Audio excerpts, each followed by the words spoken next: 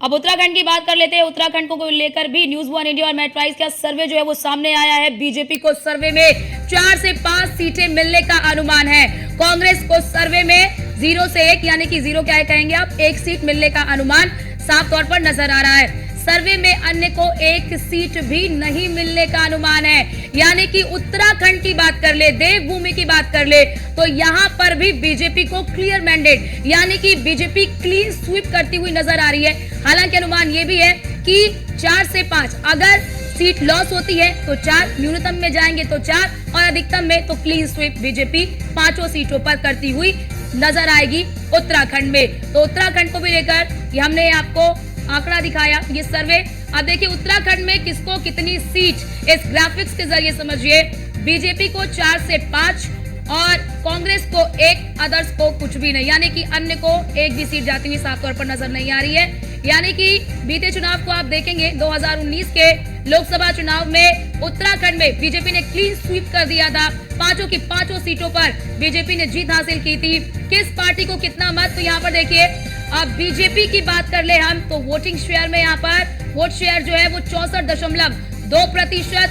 वही कांग्रेस की बात कर ले तो 29.3% यहाँ पर ये वोट शेयर आपको दिखा रहे हैं कि वोट शेयर बीजेपी की बात कर ले तो 64.2% और कांग्रेस का 29.3%।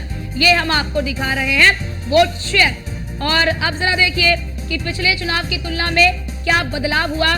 तो बीजेपी के वोट शेयर में बढ़ोतरी साफ तौर पर 2.5% और कांग्रेस का आप देखेंगे तो -2.4%।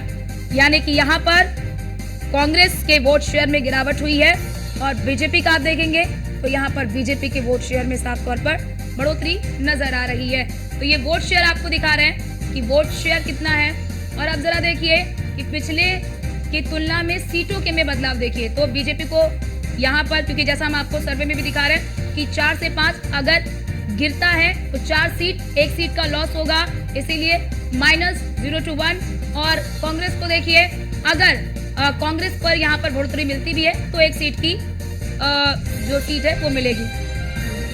और हमारे साथ हमारे एसोसिएट एडिटर ब्रजेश श्रीवास्तव लगातार हमारे साथ फोन लाइन पर बने हुए हैं। ब्रजेश जी, उत्तराखंड के आंकड़े को देखकर आप क्या कहेंगे कि उत्तराखंड को जो एग्जिट पोल में हम दिखा रहे हैं, साफ तौर पर हरीश रावत ये कहते हैं कि हम कड़ी टक्कर दे रहे हैं, वो तो साफ तौर पर एग्जिट पोल को मानने से भी इनकार कर रहे हैं। देखिए सबसे बड़ी बात यह है कि 5 सीटें हैं उत्तराखंड में और इससे पहले बीजेपी के पास 5 की 5 सीटें थी, यानी कांग्रेस को क्लीन स्वीप किया था पिछले चुनाव में भी। इस बार भी कमोबेश कुछ उसी तरह का ट्रेंड नजर आ रहा है। 1 सीट को लेकर पौड़ी गढ़वाल की जो सीट है, पौड़ी गढ़वाल की सीट को लेकर के जो है खासी टक्कर मानी जा रही है और यही वजह है कि केवल सर्वे में जो 1 सीट है उसको लेकर के संशय है। लेकिन फिर भी 4 से 5 सीटों की बात की जा रही है कि 4 से 5 सीटें बीजेपी ला सकती है। एक खास बात और है, 2.5% का वोट परसेंटेज इंक्रीज हुआ है।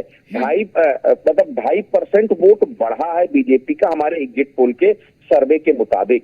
अब अगर 2.5% आपका वोट बढ़ता है पिछली बार की तुलना में और पिछली बार 2.5% कम में हम 5 सीटें लेके आए थे, ऐसे में कोई बहुत बड़ी बात नहीं है कि हम एक बार फिर बीजेपी 5 की 5 सीटें बाकायदा जो है क्लीन स्वीप कर दे।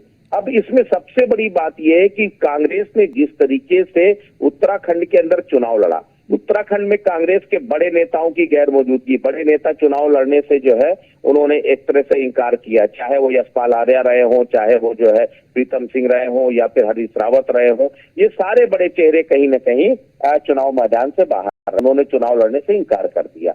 वजह साफ है कि जब बड़ी लीडरशिप जब फ्रंट फाइट पर नहीं आएगी तो जाहिर तौर पर केवल जो है सेनापतियों के भरोसे लड़ाई नहीं जीती जाती। तो एक सबसे बड़ी कमी। दूसरी बात ये रही कि कांग्रेस के अंदर कांग्रेस ने टिकटों को लेकर इतना कंफ्यूजन था कि बेहद ही लास्ट टाइम पर जाकर टिकट घोषित किए, ये भी ड्रॉबैक था कहीं ना कहीं। तो ओवरऑल अगर आप देखिए तो कांग्रेस की जो स्ट्रेटेजी थी वो कहीं ना कहीं डिजास्टर साबित हुई।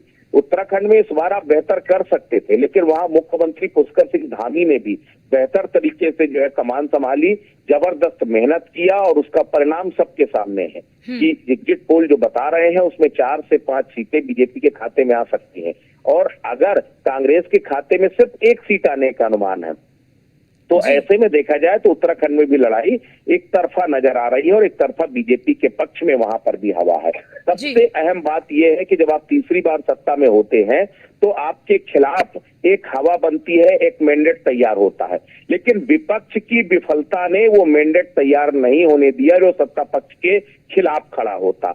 उस एंटी इनकम्बेंसी को कैश नहीं कर पाया विपक्ष, जिससे जो है उसको फायदा मिलता। तो ये विपक्ष की नाकामी है, इसमें कोई शक नहीं है कि बीजेपी को लेकर लोगों में नाराजगी थी, लेकिन उस नाराजगी को वोट बैंक में तब्दील नहीं कर पाए। लोग विरोध भी करते रहे, लोग कहते रहे कि ये नाकामी है, ये नाकामी है, ये नाकामी, लेकिन उसके बाद ये कहते रहे कि इन नाकामियों के बीच में कम से कम इसका जो पॉजिटिव पॉइंट ये है कि वो देश को लेकर के चल रहे हैं, वो सनातन को लेकर के चल रहे हैं, वो डेवलपमेंट की बात कर रहे हैं, वो ग्लोबल इमेज बढ़ा रहे हैं। इस तरह के तमाम फैक्टर थे जिस फैक्टर ने बीजेपी की तमाम एंटी इनकम्बेंसी को दरकिनार करते हुए बीजेपी को एक बार फिर बहुमत दिलाने की तरफ आगे बढ़ा दिया है। तो मुझे लगता है यही वो फैक्टर थे जिसने कांग्रेस को बैकफुट में डाल दिया और कांग्रेस जो एक तरफा लड़ाई पर अब दावा कर रही थी वो अचानक लड़ाई से बाहर हो गई है। जी, बहुत शुक्रिया आपका हमारे साथ जुड़ने के लिए और ये जानकारी हमारे दर्शकों तक साझा करने के लिए।